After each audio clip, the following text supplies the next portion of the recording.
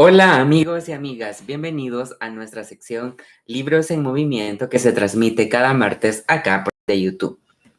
Este día estamos muy contentos porque vamos a leer, una lectura que esta obra, hemos estado leyendo hace, esta obra hemos estado leyendo ya hace varias semanas y la habíamos dejado estancada.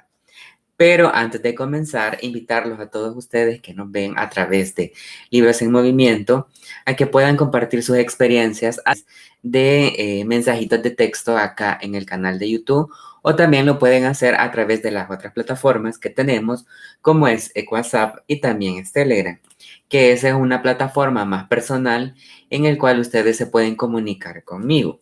¿Y cómo ustedes se preguntarán cómo podemos hacer eso? Pues es fácil, solamente deben de, agregar hasta el número 73 51 85 86 y ahí me agregan ustedes a WhatsApp y también me agregan a Telegram. Y también están las otras plataformas que es Facebook, Twitter, Instagram y también TikTok, en el cual ustedes también me pueden agregar a estas plataformas, me pueden dar seguir y ahí estamos en contacto a través de los mensajitos, texto, para que ustedes me cuenten cuáles son las experiencias que tienen acerca de estos libros o si tienen algún libro que ustedes quieran leer o también si quieren conocer o tienen dudas al respecto de algunos temas que nosotros hemos tocado en esta sección o ustedes me cuentan algo que ustedes quisieran hacer o si quieren leer con nosotros también, ahí a toda la disposición para poder darle esta plataforma también a ustedes para que puedan leer con nosotros. Entonces, el día de ahora vamos a leer La Ladrona de Libros, haciendo siempre un repaso de en donde nos habíamos quedado. Recordemos que la semana, ya hace varios meses, estuvimos leyendo este libro y habíamos finalizado el primer capítulo de La Ladrona de Libros. Antes de comenzar, también habíamos, de decir que la editorial que estamos usando es la editorial de Bolsillo, en donde tiene la portada de la película, pero en sus países también ustedes pueden encontrar otras editoriales y también pueden encontrar, ¿qué? Otro tipo de pasta. Hay unos que son pasta dura, otros que son, es pasta blanda. También hay unos que traen dibujos, otros que solamente son letras.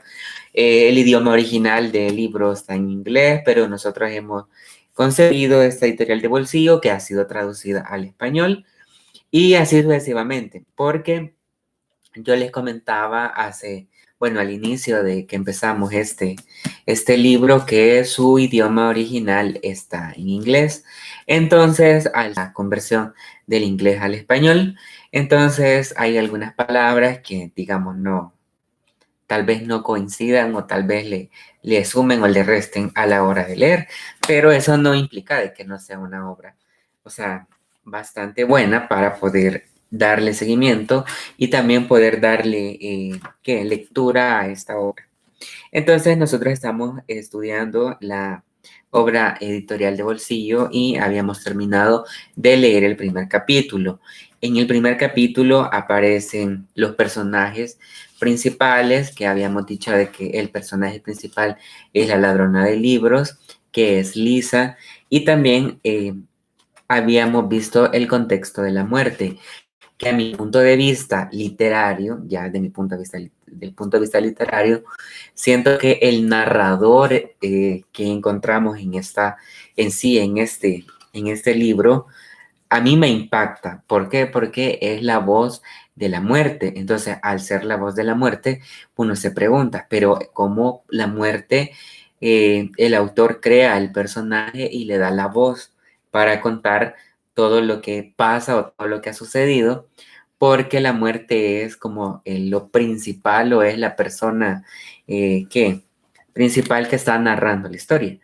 Y a partir de ahí es la primera voz y esa voz le genera la siguiente voz y así van los personajes generando voces y al mismo tiempo tiene este momento en donde, digamos, vemos a un narrador protagonista, luego vemos un narrador que todo lo ve o que todo lo sabe y así sucesivamente. Entonces tiene una técnica literaria bastante interesante que podemos poner en práctica o podemos ver cómo hace el uso de esos tipos de voces en la narración. Entonces, habíamos hablado de Lisa, también habíamos visto que había llegado a la casa de los Huberman y había conocido al papá, había conocido, bueno, ahora va a ser su papá, y también había conocido también a Rosa Huberman, que era como la fuerte, la que mandaba en la casa. Y de ahí también había conocido a uno de sus amigos que vivía ahí en la zona y hasta ahí habíamos quedado y de ahí la historia, bueno, hay más historias dentro de esta historia. Entonces, vamos a continuar ahora la finalización. Bueno, inicio, ahí se da la finalización de la primera parte y vamos a inicia con el hombre que se encogía de hombros. De este punto de vista, aparece que el hombre que se encogía de hombros nos da una presentación de una niña oscura, y nos dice que el placer de los cigarrillos, también nos dice uno troca calles, corre sin dueño, el cumpleaños de Hitler, 100% sudor alemán, las puertas del huerto y un libro de fuego. Entonces, son todo lo que vamos a encontrar en esta segunda parte. Pero su título principal es El hombre que se encogía de hombros. Entonces, vamos a comenzar con El hombre que se encogía de hombros, con el primer, digamos, tema que se llama Una niña oscura. La información nos da una información estadística en donde el primer libro sustraído nos dice que fue el 13 de enero de 1939. Hay que tener muy en cuenta este dato porque recordemos que cuando está Lisa y sustrae el primer libro, que es el libro del sepulturero, nunca nos da fecha. En cambio, aquí nos está dando más información para poder conocer ese momento. Entonces, quiere decir que estaba en el 13 de enero de 1939. Quiere decir que su hermano fallece el 13 de enero de 1939 porque es el momento exacto en donde ella recoge el libro, y también el acontecimiento que se da es que en ese momento acababa de enterrar a su hermano que había muerto de pulmonía, ya que por el frío no había aguantado y también porque se había enfermado durante el trayecto cuando iban a entregarlos a la nueva casa y queda ahí. Entonces es un dato muy, muy importante para la historia. Luego dice que el segundo libro sustraído fue el 20 de abril de 1940. Este 20 de abril de 1940 también es muy importante. Y luego viene el interno entre los mencionados libros sustraídos, que son 463 días. Entonces son datos de la información estadística que nosotros debemos de tener. Entonces vamos a comenzar, estamos en la página 85 y en la página 85 se llama Una niña oscura y menciona, es cierto, en cierto modo fue el destino. Verás que puede que la gente diga que la Alemania nazi se construyó sobre la base del antisemitismo, pero todo se habría quedado en nada si los alemanes no hubieran adorado una actividad en particular, la quema. A los alemanes le encantaba quemar cosas, tiendas, sinagogas, Reichstag, casas, objetos personales, gente caída en desgracia y por descontento libros, dotando de una buena hoguera de libros, lo que proporcionaba a la gente e interesaba la oportunidad para conseguir. Como ya sabemos, una de las personas con esa clase de inclinación era una niña esquelética llamada Lisa Miminger. Tuvo que esperar 463 días, pero le valió la pena. Al final de una tarde llena de emociones, la belleza de la maldad, un torbellino ensangrentado y un sopapón propiciado por una mano de confianza. Liesl Meminger consiguió con éxito su segunda historia, El hombre que se encogía de hombros. Era un libro azul con letras rojas en la portada y tenía un pequeño dibujo de un cucú debajo del título y también en rojo. Cuando cuando pensaba en el pasado, Lisa no se avergonzaba de haberlo robado. Por por el contrario, el orgullo era lo que más se recía a lo que sentía en el estómago. La rabia y el odio enconado habían alimentado el deseo de robarlo. De hecho, el 20 de abril, el cumpleaños del Führer, cuando rescató el libro de un humeante montón de cenizas, Liesl era una niña oscura. La cuestión, por descontento, debería ser ¿por qué? Porque estaba tan enfadada que había ocurrido en los últimos 4 o 5 meses que justificara tal sentimiento. En resumen, la respuesta iba en Hilmestrand al Führer y de allí al paradero desconocido de su verdadera madre y vuelta a empezar. Entonces nos da como una característica importante dentro de este personaje en el cual podemos ver una niña oscura. Entonces podemos decir que el libro sustraído que nos está diciendo aquí fueron 432 días que sustrajo el libro que se llamaba El hombre que se encogía de hombros. Y la acción muy importante que hay que tener en cuenta es que este libro no es que lo haya sustraído, digamos, lo agarró de algún almacén o lo agarró de alguna librería o de alguna casa de gente rica. O sea, no fue así, sino que fue desde el hecho del 20 de abril, cuando fue el cumpleaños del Führer. Entonces, recordemos que el Führer es Adolfo Hitler. Entonces, se supone de que había como una hoguera o había un momento en donde llegaban y recolectaban libros, digamos, que estaban prohibidos para ese entonces políticamente, porque, digamos, eran judíos, libros judíos, o porque habían temática que él no, digamos, no era de su agrado, y lo que hacían es que hacían como redadas, podríamos decir, que en donde recogían todos los libros y hacían como una hoguera de esto y los quemaban. Entonces ahí Lisa aprovechó y recogió uno en esa fecha. Ahora continuamos con el siguiente capítulo que se llama El placer de los cigarrillos. Hacia 1939, Liesl se había adaptado bastante bien a la vida de Molschin y todavía le asaltaba la pesadilla donde aparecía su hermano y echaba de manos a su madre, pero ahora encontró consuelo. Quería a su padre, Hans Huberman, recordemos que es quien la adoptó, y a pesar de los improperios y los ataques verbales, también a su madre adoptiva. Quería y odiaba a su mejor amigo Rudy Steiner, lo que era del todo normal, y le encantaba ver que sus competencias lectoras y su caligrafía progresaban de manera evidente y que pronto estarían a punto de rayar lo aceptable. A pesar del fiasco en clase, un conjunto como con todo un resultado cierto de cierto agrado, satisfacción, que iba acumulándose hasta rozar eso que suele llamarse ser feliz. Ahora nos da, por ejemplo, la clave de la felicidad. Uno dice que es acabar con el manual de sepulturero. La otra clave de la felicidad es escapar a la ira de la hermana María. Y 3 es recibir 2 libros por Navidad. Es como las claves de felicidad que debería tener Lisa, y vamos a ver si se cumple.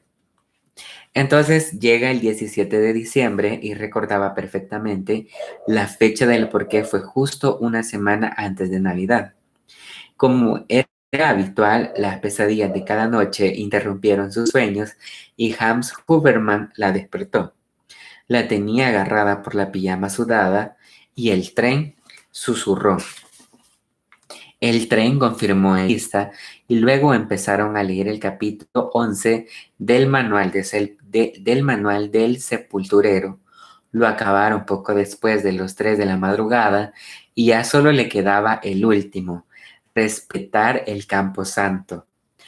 Hams con los plateados ojos hinchados por el cansancio y la cara cubierta por una barba incipiente, cerró el libro y esperó los restos del sueño. No llegaron. No había pasado ni un minuto desde que se había apagado la luz cuando Liesel empezó a hablar a oscuras. ¿Papá? Él respondió con un sonido gutural. ¿Estás despierto, papá? Ajá. Se apoyó sobre un codo. ¿Podemos terminar el libro, por favor? Se oyó un largo suspiro, una mano rascando la barba, y a continuación encendió la luz. Hams abrió el libro y empezó a leer.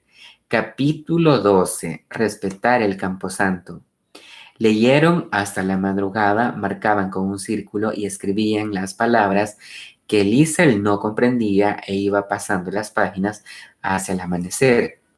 En varias ocasiones Hams estuvo a punto de dormirse, sucumbiéndose a la hormigueante fatiga de sus ojos y al cansancio mental. Liesel siempre lo sorprendía, pero no era tan generoso como para permitir que se durmiera ni tan susceptible a la montaña por escalar. Finalmente, cuando la oscuridad del exterior empezaron a aclararse, acabaron. El último párrafo decía más o menos lo siguiente, pongan atención. Decía, la Asociación de Cementerios de Baviera espera haberles entretenido e instruido sobre el funcionamiento, las medidas de seguridad y los deberes del sepulturero. Les deseamos una fructífera carrera en las artes funerarias y esperemos que este libro haya podido serle de ayuda. Cuando cerraron el libro, intercambiaron una mirada furtiva. Lo hemos conseguido, dijo Hams. Liesel, medio envuelta en la manta, estudió el libro negro que tenía en la mano y las letras plateadas de la portada. Asintió con la boca seca y apetito madrugador, y fue uno de esos momentos de cansancio perfecto después de haber superado no solo el trabajo que tenía entre las manos, sino la noche que le había vallado el camino. Hams estiró los brazos con los puños cerrados y los párpados pesados por el sueño. Esa mañana el cielo no se atrevió ni a lloviznar. Se levantaron y fueron a la cocina. A través de la niebla y la escarcha de la ventana, observaron las vetas de luz rosadas sobre los montículos de nieve que se acumulaban en los tejados de Himmelstrems. Mira qué colores, comentó el padre. ¿Cómo no me va a gustar a alguien? ¿Cómo no va a gustarle a alguien un hombre que no solo se fija en los colores, sino que además los comenta? Liesel todavía llevaba el libro, lo estrechó con más fuerza cuando la nieve se volvió anaranjada. Vio a un niño pequeño sentado en uno de los tejados contemplando el cielo. Se llamaba Werner, dijo. Las palabras salieron de su boca por voluntad propia. Ya contestó el padre. No hubo más exámenes de lectura en el colegio, pero Liesel iba ganando confianza poco a poco, y una mañana antes de que comenzaran las clases, cogió un libro de texto olvidado para ver si podía leerlo sin problemas. Consiguió leer todas las palabras, aunque todavía iba más despacio que sus compañeros. Se dio cuenta de que era mucho más fácil hallarse en las puertas de algo que haberles cruzado, aunque le llevara un tiempo. Una tarde se vio tentada a robar un libro de la estantería de la clase, pero para ser sinceros, la perspectiva de un nuevo Wanchets de pasillo a manos de la hermana María fue un inconveniente elemento dinosaurio. Además, en realidad, no sentía auténtico deseo de llevarse los libros del colegio. Tal vez la contundencia del fiasco de noviembre propició esa falta de interés, aunque Liesel no estaba segura. Lo único que sabía era que ese cosquilleo seguía ahí. No hablaba en clase, ni siquiera se atrevía a mirar hacia donde no debía. A medida que pasaba el invierno, dejó de ser víctima de las frustraciones de la hermana María y se contentó con ver que los otros eran enviados al pasillo y recibían su justo castigo. Oír a otros estudiantes pasando apuros en el pasillo no era precisamente agradable, pero el hecho de que se tratara de otra persona en vez de ella, aunque no fuera con un consuelo, al menos era un alivio. Cuando el colegio cerró durante las vacaciones de Weihnachten, Liesel incluso se permitió desear unas felices Navidades a la hermana María. Antes de irse, y consciente de lo que los Huberman casi estaban en la ruina y que tenían que conseguir pagando las deudas y el alquiler aunque apenas entrara dinero, no esperaba ningún regalo. Tal vez una comida especial para su sorpresa al ver a casa después de asistir en Nochebuena a la misa de medianoche con su padre, su madre, Hans, hijo y Trudy se encontraron con algo envuelto en papel de periódico debajo del árbol de Navidad. De Santa Claus, aseguró Hans, aunque la niña no se lo tragó.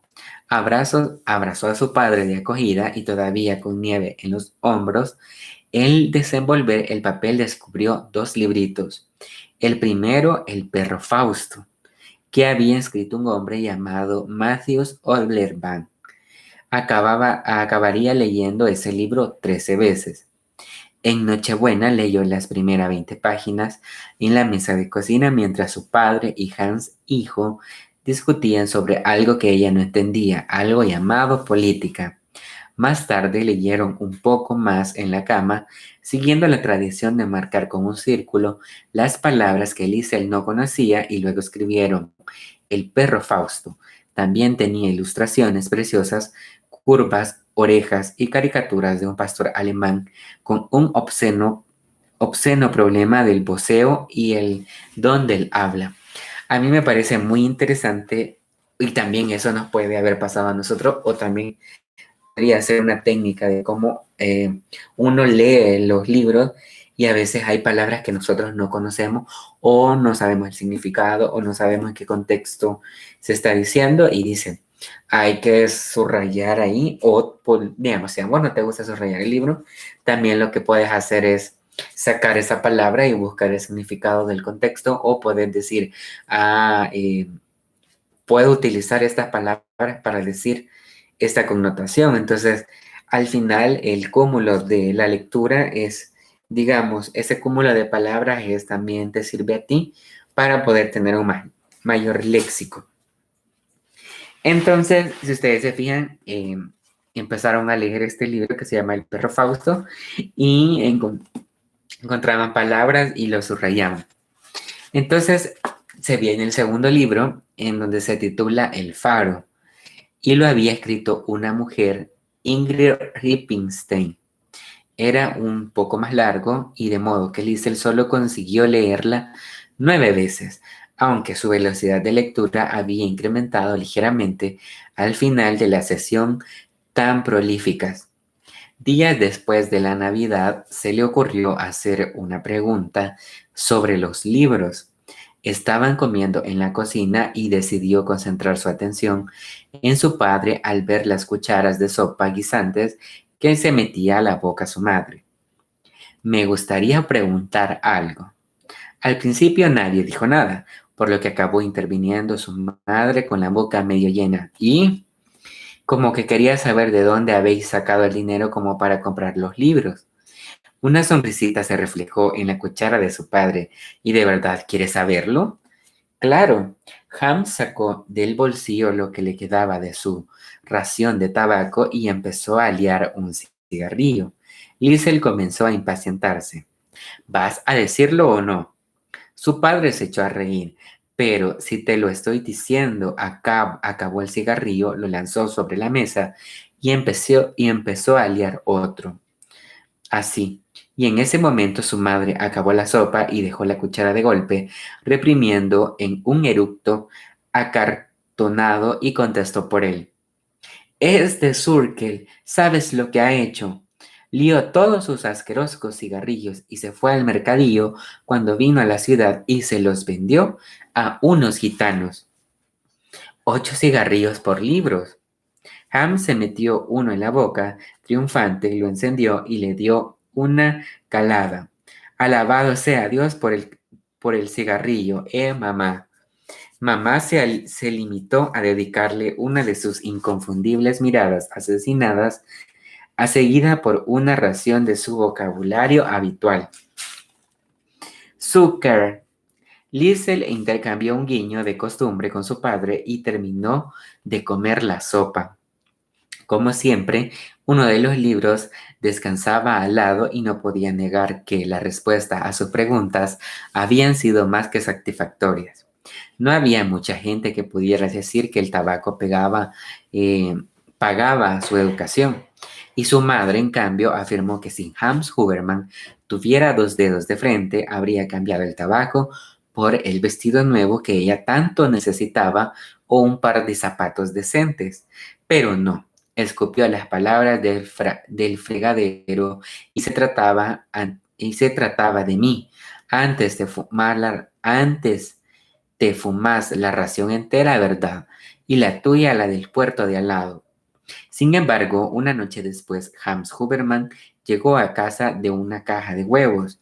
Lo siento, mamá, los dejó en la mesa. Se les habían acabado los zapatos. Rosa no protestó e incluso canturrió entre dientes mientras cocía los huevos hasta casi carbonizarlos. Por lo visto, los cigarrillos tenían algo bueno, y fue una época feliz en la casa de los Huberman y acabó unas semanas después. En este capítulo me parece rescatar un punto clave que es la educación y el esfuerzo que los padres dan hacia sus hijos. ¿Por qué? Porque ustedes se pueden preguntar, nosotros tenemos todo, puede ser que tus padres te estén dando educación, que te den, por ejemplo, bueno, la alimentación, que te den, por ejemplo, dinero a ti para ir a la escuela, etcétera, pero no sabemos cuál es el sacrificio que hacen los padres, porque acá nos da un ejemplo muy claro que en la casa de los Huberman, por ejemplo, no tenían, o sea, le faltaba alimento y así sucesivamente.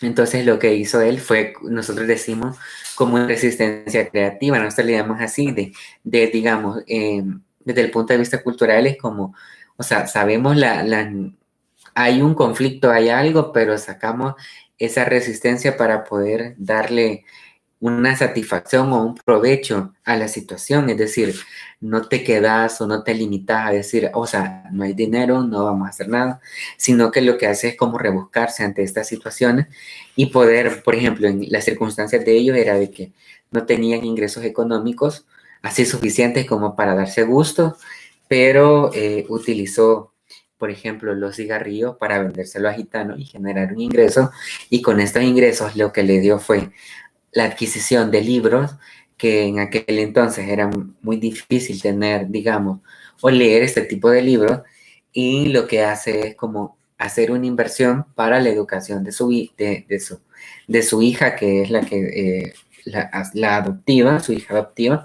y esta hija adoptiva lo que hace es darle como esa educación de decir, vaya, o sea, aquí está el libro y léelo, y ella también hacía de su parte para poder, y dice que leían más de 7 veces, más de 9 veces el libro para poder conocer de qué se trataba. Y a veces yo considero de que desde mi punto de vista es que, por ejemplo, nosotros tal vez tenemos el poder adquisitivo o puede ser que no lo tengamos, pero a veces hay, por ejemplo, libros que te pueden costar bastante, digamos, arriba de $50 o así sucesivamente, y pueden haber libros que te pueden costar de 5, 3, 2, etcétera. Ahí vienen los libros que uno los puede encontrar, por ejemplo, en usados, o podemos encontrar libros que a veces encontramos tirados en la calle porque para unas personas los libros, digamos, no tienen valor y los tiran porque ya los usaron o porque ya no les interesa entonces, ¿me entienden? Entonces, lo que pasa en ese momento es que también depende de nosotros cómo utilicemos los libros, porque, por ejemplo, a uno les puede ser sumamente útil porque puede ser la única lectura que tengan en su casa, y otros pueden ser de que compran libros y lo guardan ahí y no los leen, y por otros puede ser de que, o sea, se les puede cambiar el mundo a la persona, digamos, a partir de una lectura, porque recordemos que la lectura abre uno al camino de saber leer, como en el caso de Liesel, o en otros puede ser que les cambie el pensamiento, o puede ser que vean otra perspectiva de mundo a través de los libros. Y ahí viene el hábito de la lectura, viene el hábito de saber qué leer o cuáles temas que leer, y así sucesivamente. Entonces, eso me ha llevado a mí a pensar en este capítulo el esfuerzo que hace el padre para poder conseguir los libros a Liesel, y Liesel también que pone de su parte para poder, o sea, no quedar en eso, en el abandono, podríamos decirlo así, de que el padre se esforzó y ella no se esfuerza.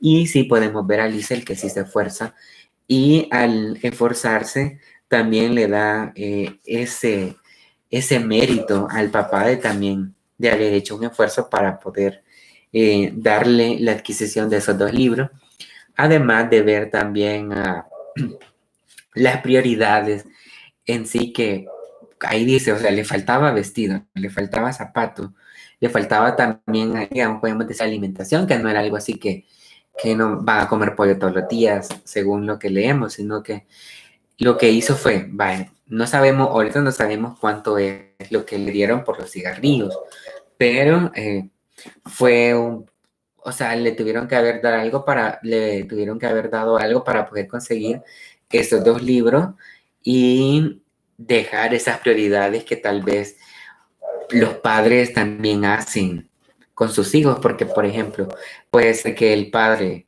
que tenía ese dinero para comprar que comida o algo así, y dice, no, esto va a ser para la educación de mi hijo, esto va a ser para los insumos o materiales para mi hijo, para su educación. Y entonces ahí va, entonces eso también a mí me parece muy interesante en la historia, en la perspectiva que hace el libro, y que yo digo que es muy interesante y que deberíamos de tomarlo y ser conscientes de los esfuerzos que nuestros padres hacen para nuestra educación, y también ese esfuerzo de familia que también se da. Así que, amigos y amigas, espero que les haya gustado estas 2 secciones del libro, de La ladrona del libro, y más adelante vamos a seguir leyendo más del capítulo 2, y si ustedes lo tienen, pueden seguir leyendo y después me cuentan qué les ha parecido, cuáles son los elementos que les interesan, cuáles han sido las técnicas que les interesa o que ustedes quisieran que también comentemos. Nos pueden dejar en los mensajes de texto o nos pueden escribir al WhatsApp, a Telegram o a las diversas plataformas en Facebook, Twitter, Instagram y TikTok. Entonces, ahí están todas las plataformas para que ustedes se comuniquen con nosotros y también estén pendientes del canal, ya que estamos subiendo contenido cada semana y que son muy interesantes y son muy educativos, y que también puedan conocer parte del Salvador. Así que gracias por haber estado en Libros en Movimiento, que se transmite acá por el canal de YouTube, y lo pueden buscar como Eduardo Crespín, que se transmite cada semana. Amigos y amigas, gracias por haber estado ahí y nos vemos a la próxima.